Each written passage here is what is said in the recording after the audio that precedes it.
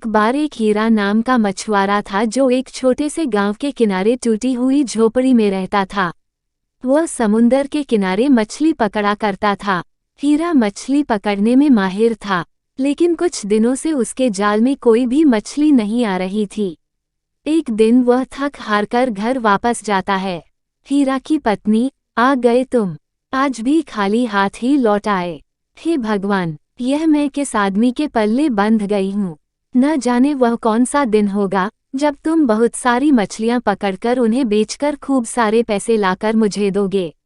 मैं तंग आ चुकी हूँ इस टूटी हुई झोपड़ी में रह रहकर। आपको बता देती हूँ, अगर आप मुझे अपने साथ रखना चाहते हो तो खूब पैसे लाकर दो। हीरा, अरे तुम ही बताओ मैं क्या करूँ। दिन भर दो समुंदर के किनारे इसी इंतजार में बैठा रहता हूँ कि कब कोई मछली मेरे जाल में फंसे, लेकिन पता नहीं क्या हो रहा है मेरे साथ। किस्मत साथ ही नहीं दे रही और मैं खाली हाथ ही घर लौट आता हूँ। हीरा की पत्नी, वो सब मैं नहीं जानती हूँ। जब देखो तब यही कहते रहते हो, मैं क्या करूँ। जाओ और मछली पकड़ कर लाओ। अपनी पत्नी की यह बातें सुनकर हीरा बहुत दुखी हो जाता है और अपनी छड़ी के साथ समुंदर के किनारे जाता है। मछलियाँ पकड़ने के लिए वह बस अपनी नाव में बैठ जाता है, लेकिन तभी उसकी नाव समंदर में नीचे जाने लगती है और उसके जाल में एक बड़ी और सुनहरी मछली फंस जाती है।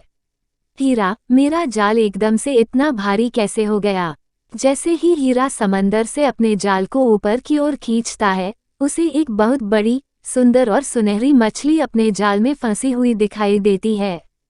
तभी सुनहरी मछली बोलती है, मछली, अरे छोड़ दो मुझे, जाने दो हीरा, पानी से बाहर आकर मैं मर जाऊंगी। जाने दो मुझे, मैं एक जादुई मछली हूँ, तुम जो भी मांगोगे वह तुम्हें मिल जाएगा, लेकिन मुझे जाने दो। हीरा, हीरा, क्या सच में तुम एक जादुई मछली हो। मछली, हाँ हीरा, मैं बहुत दिनों बाद अपने महल से इस समुंदर में बाहर आई थी, लेकिन तुम्हारे जाल में फंस गई। तुम मुझे छोड़ दो। हीरा, मुझे माफ कर दो सुनहरी मछली, मुझे नहीं पता था कि तुम एक जादुई मछली हो। मैं तुम्हारा क्या करूँगा, तुम कोई साधारण मछली नहीं हो, इसलिए तुम जा सकती हो। इसके बाद हीरा सुनहरी मछली को अपने जाल से निकाल देता है। मछली, तुम्हारा बहुत बहुत धन्यवाद हीरा, तुम एक बहुत अच्छे इंसान हो, तुमने मेरे प्राण बचाए हैं। तुम्हें जब भी मेरी जरूरत हो इस समुंदर में आकर तेज आवाज लगा देना, मैं तुम्हारी मदद करने के लिए आ जाऊंगी। इसके बाद वह सुनहरी मछली समंदर में चली गई। तभी सुनहरी मछली और हीरा की सारी बातें पेड़ के पीछे छुपा एक आदमी सुन रहा था। वह तभी हीरा के घर जाता है। आदमी, अरे कमला भाभी, आज तो पता है गजब ही हो गया। कमला, अरे क्या हो गया भोला भैया, जरा बताओगे भी, आज फिर कोई बात हुई क्या। भोला, आज हीरा भैया के जाल में जादुई मछली फंसी थी, लेकिन हीरा भैया ने उसे ऐसे ही जाने दिया। वह कितना सारा पैसा मांग सकते थे, और नहीं तो वह तुम्हारे बारे में ही कुछ सोच लेते। पर खैर, मुझे क्या ही लेना इन बातों से, सोचा आपको आकर बता देता हूँ। खैर मुझे क्या। कमला, क्या बोल रहे हो भैया, जादुई मछली वो भी इनके हाथ। अरे भोला भैया, ये तो है ही मंदबुद्धि, आने तो दो फिर मैं इनकी खबर लेती हूँ। भोला, चलो ठीक है भाभी, फिर मैं चलता हूँ। इसके बाद भोला वहाँ से चला जाता है। हीरा अपने घर आता है। कमला, आज भी खाली हाथ ही लौट कर आए हो, पूरे दिन में एक मछली भी नहीं पकड़ी जाती तुमसे। क्या भूख मारने का ही सोचा है मुझे। तुम्हारी रोज रोज की इस हरकत से तंग आ चुकी हूँ। अगर ऐसा ही चलता रहा तो मैं अपने मायके चली जाऊंगी हूँ। हीरा, अरे भगवान, ऐसा मत कहो, मैं कुछ कोशिश करता हूँ। मछली पकड़ने गया तो आज एक मछली फंसी भी थी, लेकिन वह एक जादुई मछली थी। उसका मैं क्या करता, इसलिए मैंने उसे जाने दिया। कमला, अरे मूर्ख इंसान, ये तुमने क्या किया। हाथ आया इतना अच्छा अवसर गवा दिया। हे भगवान, ये पता है तुमने आज क्या किया। वह एक जादुई मछली थी, उसकी आज़ादी के बदले तुम उससे जो कुछ भी मांगते वह तुम्हें देख सकती थी। मैं कहती हूँ अभी जाओ समुंदर के किनारे और उस जादुई मछली से झोपड़ी मांगो अपने लिए। जाओ। हीरा समंदर के किनारे जाता है और वहां तेज तेज चिल्लाने लगता है, हीरो, हे सुनहरी मछली, तुम जहां भी हो मेरे सामने आओ। तुम्हारी जान बचाने के बदले मेरी पत्नी की कुछ इच्छा है। मेरे सामने आओ सुनहरी मछली। तभी सुनहरी मछली हीरा के सामने उपस्थित हो जाती है। सुनहरी मछली, हीरा, क्या इच्छा है तुम्हारी पत्नी की? तुम जो भी मांगोगे वह मिल जाएगा, लेकिन मैं तुम्हारी केवल 3 इच्छा पूरी कर सकती। तुम्हारी तीसरी इच्छा तुम्हारा वर्तमान होगा। ध्यान रखना। हीरा, हे सुनहरी मछली, मेरे पास रहने के लिए केवल टूटी फूटी झोपड़ी है जिसमें मेरी पत्नी से अब रहा नहीं जाता। मेरी पत्नी चाहती है कि तुम हमें एक झोपड़ी दे दो जिसमें हम आराम से रह सके। सुनहरी मछली, ठीक है हीरा, तुम्हारी पत्नी की इच्छा पूरी हुई। इसके बाद हीरा अपने घर जाता है और अपनी पत्नी को एक बड़ी और सुंदर झोपड़ी में देखता है। कमला, देखो देखो, मैंने कहा था ना, वह जादुई मछली हमें बहुत कुछ दे सकती है। देखा ना कितनी सुंदर और बड़ी झोपड़ी है हमारी। उस टूटी हुई झोपड़ी से तो लाख गुना सुंदर है। यहाँ पर उपस्थित हर एक चीज कितनी प्यारी और सुंदर है। हीरा, ठीक है, तुम्हारी इच्छा पूरी हुई, लेकिन उस जादुई सुनहरी मछली के अनुसार अब तुम्हारी केवल 3 इच्छा ही पूरी हो सकती हैं। तुम्हारी तीसरी इच्छा तुम्हारा वर्तमान होगी। कमला, हाँ ठीक है, मैं ध्यान रखूंगी। कुछ ही दिनों बाद, कमला सुनो, मुझे ये झोपड़ी बहुत ही छोटी लगती है। तुम उस सुनहरी मछली के पास जाओ और एक बड़ा सा महल मांगो जिसमें काफी नौकर चाकर हों मेरी मदद करने के लिए। अब मुझसे ज्यादा काम नहीं किया जाता। हीरा, लेकिन ये झोपड़ी तो बहुत अच्छी है, तुम बड़े महल का क्या करोगी?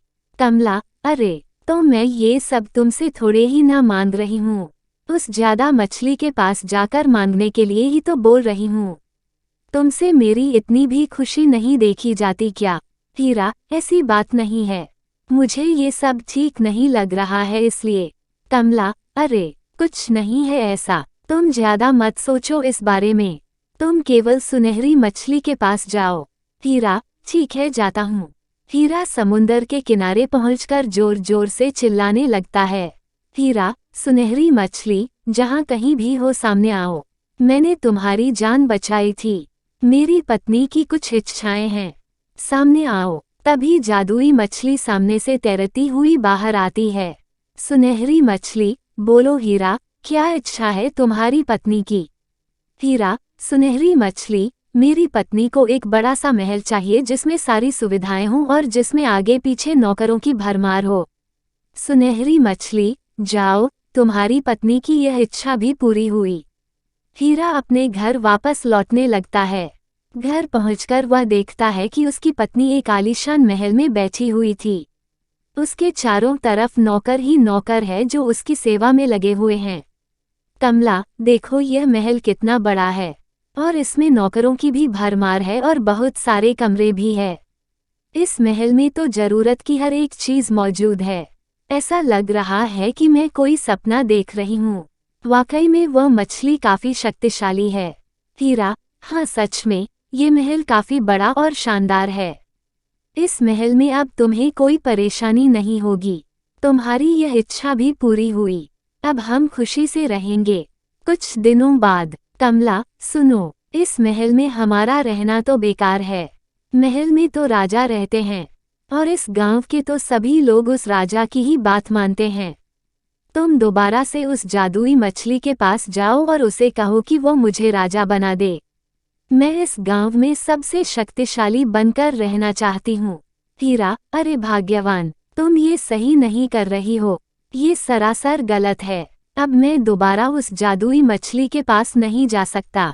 हमारे पास इतना बड़ा महल है और इसमें जरूरत की सभी चीजें मौजूद है।